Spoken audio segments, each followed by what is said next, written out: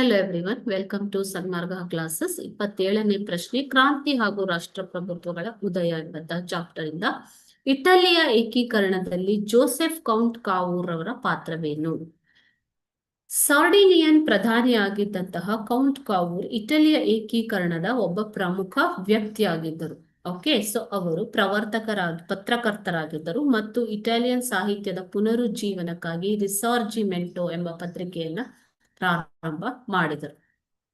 ಅವರು ತಮ್ಮ ಪ್ರಬಲ ಬರಹಗಳ ಮೂಲಕ ಜನರ ಮತ್ತು ರಾಜರ ಮನಸ್ಸಿನ ಮೇಲೆ ಬಲವಾದ ಪ್ರಭಾವವನ್ನು ಬೀರ್ತಾರೆ. ಕೌಂಟ್ ಕಾವೂರ್ ಆಸ್ಟ್ರಿಯಾವನ್ನು ಇಟಲಿಯಿಂದ ಓಡಿಸಲು ಮತ್ತು ಸಾರ್ಡಿನಿಯಾವನ್ನು ಇಟಲಿಯ ಅತಿ ದೊಡ್ಡ ಅತ್ಯಂತ ಶಕ್ತಿಶಾಲಿ ರಾಜ್ಯವನ್ನಾಗಿ ಮಾಡಲು ನಿರ್ಧರಿಸಿದರು.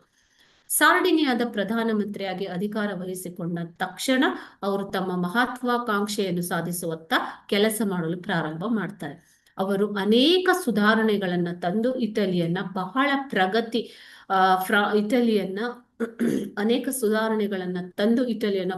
ಪ್ರಗತಿಪರ ರಾಜ್ಯವನ್ನಾಗಿ ಮಾಡ್ತಾರೆ ಮಕ್ಕಳು.